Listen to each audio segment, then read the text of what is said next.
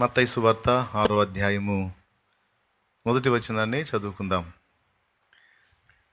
మనుషులకు కనబడవలనని వారి ఎదుట మీ నీతి కార్యము చేయకుండా జాగ్రత్త పడుడి.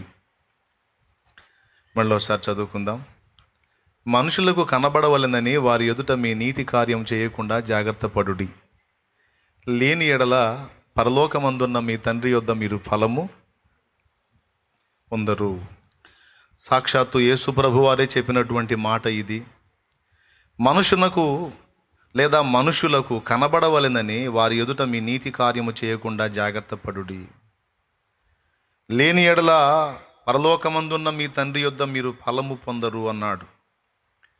ఇక్కడ ఏం చెప్పాడంటే 6వ అధ్యాయం మొదటి వచనంలో మీరు చేసేటువంటి నీతియుక్తమైన కార్యములు మనుషులకు కనబడకుండా జాగ్రత్త పడండి అన్నాడు. చాలా స్పష్టంగా కనబడేటట్టు చూడమన్నాడా, కనబడకుండా జాగ్రత్త పడమన్నాడా? కనబడకుండా జాగ్రత్త పడండి, లేకపోతే పరలోకమందున్న మీ తండ్రి దగ్గర మీకు ఫలము దొరకదు అన్నాడు. అదే ప్రభు మత్తయి సువార్త 5వ అధ్యాయము 16వ వచనంలో మనుష్యులు మీ సత్క్రియలను చూచి పరలోకమందున్న మీ తండ్రిని మహిమపరుచున్నట్లు వారి ఎదుట మీ వెలుగు ప్రకాశింపనీయుడి అన్నాడు. ఈ రెండు మాటలు పక్కపక్కన పెట్టి చదవండి. ఇప్పుడు మనుషులు మీ సత్క్రియలను చూచి పరలోకమందున్న మీ తండ్రిని మహిమపరుచున్నట్లు వారి ఎదుట మీ వెలుగు ప్రకాశింపనీయుడి. ఇప్పుడు పక్కనే మనుషులకు కనబడవలనని వారి ఎదుట మీ నీతి కార్యం చేయకుండా జాగ్రత్త పడుడి. సెట్ అయిందా? రివర్స్ అయిందా? ఓ చోట ఏమంటున్నాడంటే మనుషులకు కనబడకుండా మీరు చేసేటువంటి నీతి కార్యములు సత్కార్యములు చేయండి అంటున్నాడు. నీతి కార్యమన్నా సత్కార్యమన్నా మంచి పనులన్నా ఒకటే.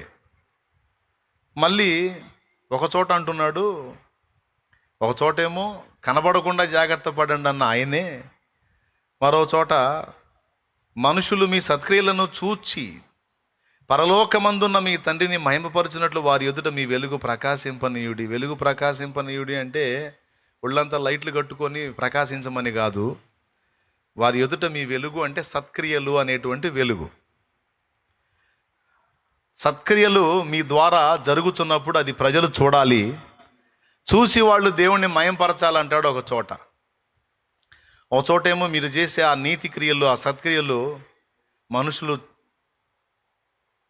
చూడకుండా ఉండాలి, రహస్యంగా చేయమన్నాడు. ఇది ఒకదానికొకటి విరోధంగా ఉన్నట్టుగా కనిపిస్తున్నాయి. ఒక చోటేమో మనుషులకు కనబడేటట్టు చేయండి అంటాడు, ఒక చోటేమో మనుషులు చూడకుండా చేయండి, మీ పరలోకపు తండ్రి చూడాలని చేయండి అంటాడు. అసలు ఈ రెండింటిని ఎలా అర్థం చేసుకోవాలి? జస్ట్ పక్క అధ్యాయాల్లోనే ఈ వైరుధ్యం కనపడుతుంది. నిజానికి అక్కడ వైరుధ్యం ఏమీ లేదు. ఏదైనా ఒక పని చేసేటప్పుడు అసలు ఉద్దేశాన్ని దేవుడు పట్టించుకుంటున్నాడు అనేది గ్రహించండి అంటున్నాడు. అసలు ఉద్దేశాన్ని దేవుడు పట్టించుకుంటున్నాడు అని. నువ్వు సమాజంలో వ్యక్తులకు చేసిన, దేవుని నామంలో దేవుని కోసం చేసిన, నువ్వు చేసేటువంటి నీతి కార్యములు లేక సత్కార్యములు నువ్వు చేసేటువంటి ఉద్దేశాన్ని దేవుడు పట్టించుకుంటున్నాడు అనే సత్యాన్ని యేసు ప్రభు చెప్పకనే చెప్పాడు. ఉదాహరణకి బైబిల్ గ్రంథంలో అనేక చోట్ల మన ప్రవర్తన అన్యజనుల మధ్య జాగ్రత్తగా ఉండాలి, మన ప్రవర్తనను బట్టి అన్యజనులు దేవుణ్ణి మహిమపరచాలని ఒక చోట కాదు అనేక చోట్ల రాయబడి ఉంది. అంటే సభ్య సమాజము దేవుని బిడ్డల యొక్క ప్రవర్తనను గమనించి వారికి మనకి సరిపోల్చి చూసుకొని వాళ్ళు ఉన్నటువంటి లోపాయకారితనం జీవితాన్ని గమనించుకొని మనల్ని బట్టి వాళ్ళు మార్పు మీరు బ్రతకండర్రా అని ఒక చోట కాదు అనేక చోట్ల బైబిల్లో రాయబడి ఉంది. దాన్ని కూడా నేను మీకు చూపిస్తా, చూస్తారా? చూడండి. పేతురు రాసినటువంటి పత్రిక మొదటి పేతురు పత్రిక, పేతురు రాసినటువంటి మొదటి పత్రిక 2వ అధ్యాయము నేను చూపిస్తాను. చూడండి, 15వ వచనం చదువు. ఏలయనగా మీరిట్లు యుక్త ప్రవర్తన గలవారై అజ్ఞానముగా మాట్లాడు మూర్ఖుల నోరు మోయుట దేవుని చిత్తము. స్వతంత్రులయుండియు దుష్టత్వమును కప్పిపెట్టుటకు మీ స్వాతంత్ర్యమును వినియోగపరచక దేవునికి దాసులమని లోబడి ఉండుడి. అందరినీ సన్మానించుడి. అందరినీ సన్మానించుడి. దేవునికి స్తోత్రం కలుగును గాక. అందరినీ సన్మానాలు యాడ చేస్తాం బాబు? అందరినీ అన్న కాడ క్రైస్తవులు క్రైస్తవేతరులు అన్న భేదం లేదు. క్రైస్తవులు క్రైస్తవేతరులు అందరినీ సన్మానించండి అంటాడు. ఆ ఒక్క మాట రౌండ్ కొట్టుకున్నా నా బైబిల్లో. నేను అందరినీ ఆడ సన్మానం చేస్తాం అంటే, సన్మానం అంటే దండేసి శాలువ కప్పమని కాదు అక్కడ అర్థం. అందరినీ గౌరవించండి. అందరికీ ఎవరికి చెందవలసిన మర్యాద వాళ్ళకి ఇవ్వండి. అందులో వీరు వారు అనే భేదం లేకుండా, క్రైస్తవులు క్రైస్తవేతరులు అనే భేదం లేకుండా, సహజంగా క్రైస్తవులు గనపరుచుకుంటారు, సన్మానిస్తారు. కానీ క్రైస్తవేతరులను తృణీకరిస్తారు, వాళ్ళని లెక్కలోంచి తీసేసుకుంటారు. కానీ ఇక్కడ కలిపి చెప్పాడు. ఏమన్నాడంటే, అందరినీ సన్మానించండి. వాడు క్రైస్తవుడా అన్యజనుడా అని కాదు, నీకు దేవుడు అందుబాటులోకి తెచ్చిన ప్రతి ఒక్కరిని కనీసపు మర్యాదనిచ్చి సన్మానించి, అంటే గౌరవించండి అనే మాట చెప్పాడు. తర్వాత పైన చూస్తే మీరు 12వ వచనం ఒకసారి చూడండి. అన్యజనులు మిమ్మును ఏ విషయములో దుర్మార్గులని దూషింతురో ఆ విషయములో వారు మీ సత్క్రియలను చూచి వాటిని బట్టి దర్శన దినమున దేవుని మహిమపరుచునట్లు వారి మధ్యను మంచి ప్రవర్తన గలవారై ఉండవలెనని మిమ్మల్ని బ్రతిమాలుకొనుచున్నాను. అన్యజనుల మధ్య మీరు మంచి ప్రవర్తన గలవారై ఉండవలెనని మిమ్మల్ని బ్రతిమాలుకొనుచున్నాను అంటున్నాడు.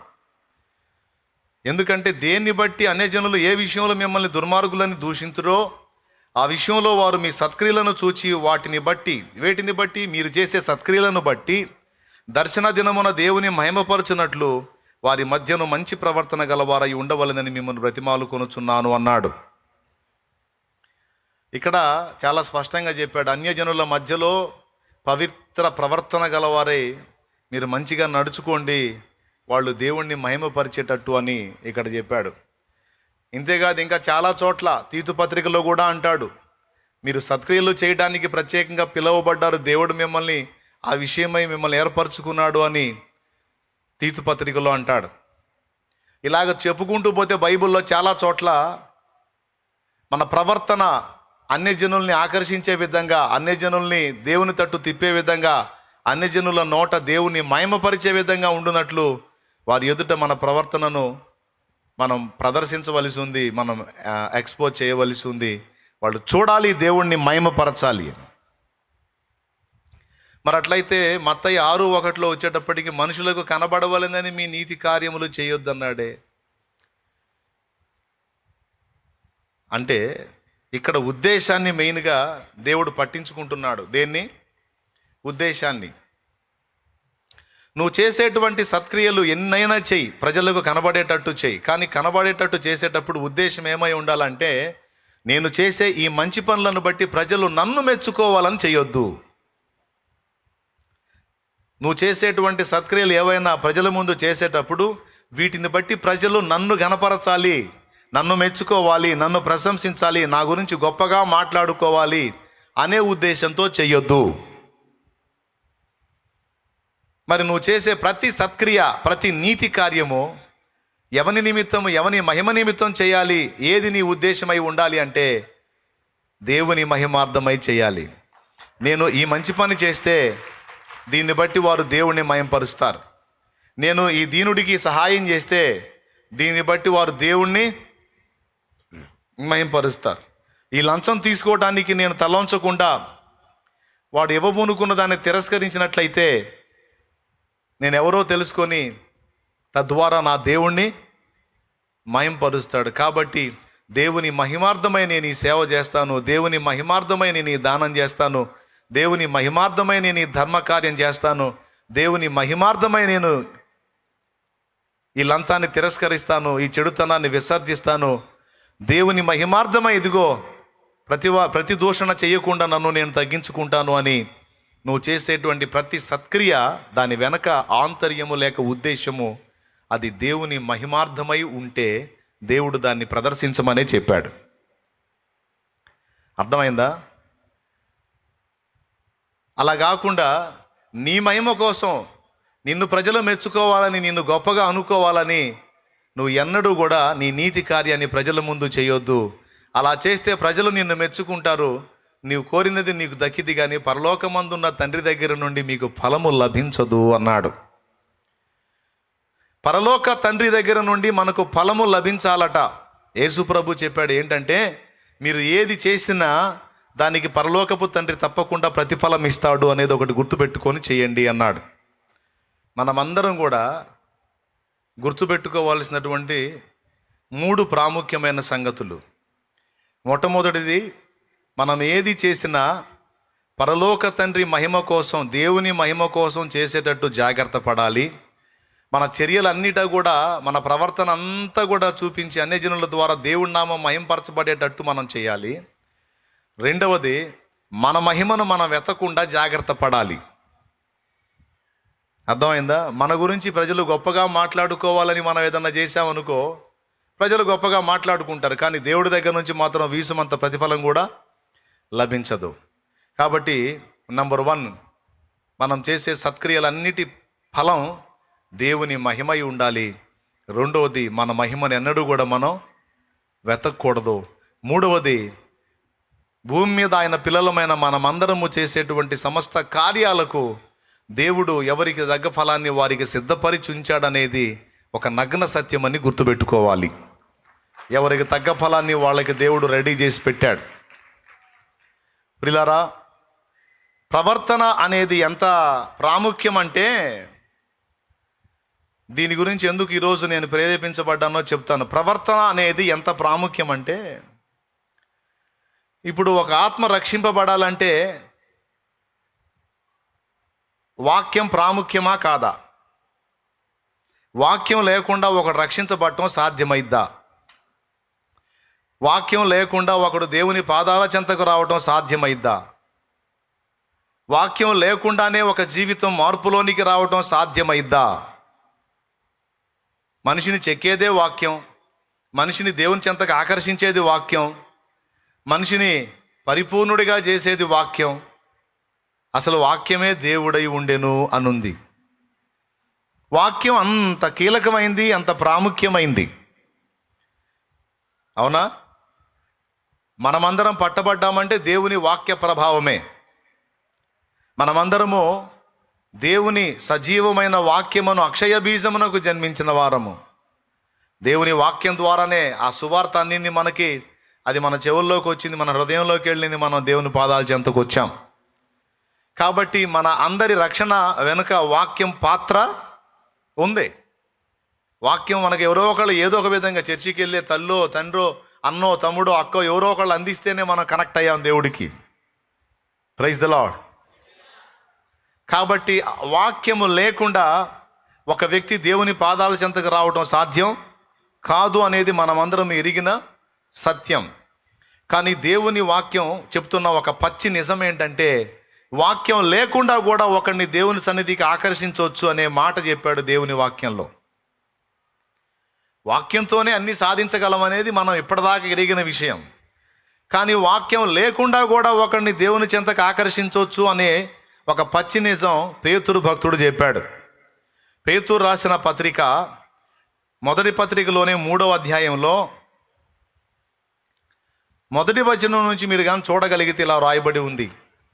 అటువలే స్త్రీలారా మీరు మీ స్వపురుషులకు లోబడి ఉండండి. అందువలన వారిలో ఎవరైనా వాక్యమునకు అవిధేయులైతే, వాళ్ళలో ఎవరైనా వాక్యానికి అవిధేయులైతే, వారు భయముతో కూడిన మీ పవిత్ర ప్రవర్తన చూచి, అది మీ భాగస్వాములలో ఎవరైనా వాక్యానికి అవిధేయులైతే, వాక్యానికి లోబడని వాళ్ళైతే, దేవుని మాట వినని వాళ్ళైతే, వారు భయముతో కూడిన మీ పవిత్ర ప్రవర్తన చూచి, వాక్యము లేకుండానే తమ భార్యల నడవడి వలన రాబట్టవచ్చు. వాక్యము లేకుండానే అన్నదాన్ని రౌండ్ చేశాను నా బైబిల్లో, కింద అండర్లైన్ చేసుకున్నాను. వాక్యము లేకుండానే అనే మాట, ఎందుకంటే ఇది నాకు చిన్న మాటగా అనిపించలా, చాలా పెద్ద మాటగా అనిపించింది. వాక్యము లేకుండానే అనే మాట పెద్ద మాట. అసలు వాక్యం లేకుండా ఏది సాధ్యం కాదు. దేవునికి స్తోత్రం. అర్థమైందా? ఆది యందు వాక్యం ఉండెను, వాక్యము దేవుని యొద్ద ఉండెను, వాక్యమే దేవుడై ఉండెను. అది అంత కీలకమైన మాట. సరే, దాన్ని పక్కన పెడదాం. దేవుడు సృష్టి చేసినప్పుడు తన వాక్కు ద్వారానే కదా సమస్తాన్ని నిర్మించాడు. వాక్యమే కదా అంతటిని నిర్మించింది. కాబట్టి వాక్యాన్ని తగ్గిస్తే నేను ఊరుకోను. కానీ ఇక్కడ ఆ పని చేశాడు దేవుడు. వాక్యము లేకుండానే అన్నాడు. వామ్మో, వాక్యం లేకుండా కూడా కొన్ని పనులు జరుగుతాయి అంటే జరుగుతాయర్రా అంటుంది వాక్యం. వాక్యం లేకుండా అని వాక్యమే చెబుతుంది. అది చాలా కీలకమైన మాట, చాలా ప్రాముఖ్యమైన మాట, గుర్తుపెట్టుకోవాలి. వాక్యము లేకుండానే భయముతో కూడిన వారి పవిత్ర ప్రవర్తనను చూచి వాక్యము లేకుండానే తమ భార్యల నడవడి వలన రాబట్టబడవచ్చును అన్నాడు. దేవా, ఇంతవరకు నీ వాక్యమే కొన్ని పనులు చేసిద్ది అనుకుంటున్నాను తండ్రి. అయ్యా, నీ వాక్యం గాక ఇంకా పనులు సాధించేది ఇంకొకటి కూడా ఉందన్నమాట. ఏమిటది అంటే భయముతో కూడిన పవిత్ర ప్రవర్తన అన్నాడు. ఇది నిజమే, 100% నిజమే. ఫర్ ఎగ్జాంపుల్, ఒక ఇంట్లో భార్య, భర్త, పిల్లలు, కుటుంబం ఉన్నారు. భార్యకు వాక్యం బాగా తెలుసు. కదిలితే వాక్యం మాట్లాడిద్ది, మెదిలితే వాక్యం మాట్లాడిద్ది. కానీ ఆమె ప్రవర్తన మాత్రం పరమ దరిద్రంగా ఉంటుంది. నోరు తెరిస్తే వాక్యాలే మాట్లాడిద్ది. మళ్ళీ మనిషి ప్రార్థన చేసేటప్పుడు వాక్యాలు ఎత్తి ప్రార్థన చేసిద్ది. పొద్దున్నే వాక్యం చదివిద్ది, ఖాళీ ఉంటే వాక్యం చదివిద్ది. అంతా బాగానే ఉంది, ఎప్పుడు వాక్యంతోనే ఉన్నట్టు ఉంటుంది. వాక్యమే మాట్లాడిద్ది, వాక్యాన్ని ఎత్తి ప్రార్థించిద్ది, వాక్యాన్ని ధ్యానించిద్ది, అంతా బాగానే ఉంది. కానీ ఆమె ప్రవర్తన విషయానికి వచ్చేటప్పటికీ చదివే వాక్యానికి, మాట్లాడే వాక్యానికి, ఆమె బ్రతుక్కి సంబంధం ఉండదు. మరి అలాంటప్పుడు ఎవరైనా రాబట్టబడగలుగుతారా? మరి అప్పుడు వాక్యం ఏమైనట్టు? నిష్ఫలమైనట్టే కదా. నోరు తెరిస్తే వాక్యం మాట్లాడి ప్రయోజనం ఏముంది? ఇప్పుడు పాస్టర్ గారు ఉన్నాడు, పాస్టమ్మ గారు ఉంది, లేకపోతే ఫ్యామిలీ ఉన్నారు. పాస్టర్ గారు నోరు తెరిస్తే వాక్యాలే మాట్లాడతాడు. కానీ పాస్టమ్మ గారిని పట్టుకొని పోతాడు. అదేంటంటే కూడా వాక్యమే చెబుతాడు. బుద్ధిహీనుని వీపునకు బెత్తమే తగుల నేను తన్నమనుంది, అందుకే తంతున్నానని కొడతాడు. ఈ కోపంతో, ఈ భావోద్రేకాలతో, తొందరపాటుతనంతో, దూషణలతో తన భార్యను రాబట్టగలడా దేవుని దగ్గరికి? కాబట్టి వాక్యం ఒక్కటి ఉండగానే సరికాదు. ఒకవేళ వాక్యం నువ్వు నోరు తెరిచి చెప్పకపోయినా భయముతో కూడిన నీ పవిత్ర ప్రవర్తన అనేది నీ భర్తను దేవుని పాదాల చెంతకు ఆకర్షించిద్ది అని నీకు తెలుసా? కొంతమంది అంటారు, అన్నయ్య ప్రార్థన చేయండి, మా ఆయన మారలేదు అని. కొంతమంది అంటారు, అన్నయ్య ప్రార్థన చేయండి, నా భార్య మారలేదు అని. కొంతమంది అంటారు, అన్నయ్య ప్రార్థన చేయండి, మా పిల్లలు మారలేదు అని. ఎందుకని మారలేదు? నీ కుటుంబ సభ్యులు, బయట వాళ్ళ సంగతి తర్వాత, నీ కుటుంబ సభ్యులు ఎందుకు మారలేదు అంటే ఒక పచ్చి నిజం చెప్పుకోవాలి మొహమాటం లేకుండా. ఏమిటంటే నీ ప్రవర్తన వాళ్ళని ప్రభువు దగ్గరికి ఆకర్షించలేనంత వీక్గా ఉంది. నీ ప్రవర్తన వాళ్ళని ప్రభువు దగ్గరికి ఆకర్షించేటట్టు లేదు. ఒకవేళ నీ ప్రవర్తన వాళ్ళని ప్రభువు దగ్గరికి ఆకర్షించేదిగా ఉంటే నువ్వు ఎలుగెత్తి వాక్యాలు చెప్పకపోయినా సరే వాళ్ళు దేవుని తట్టు ఆకర్షింపబడతారు.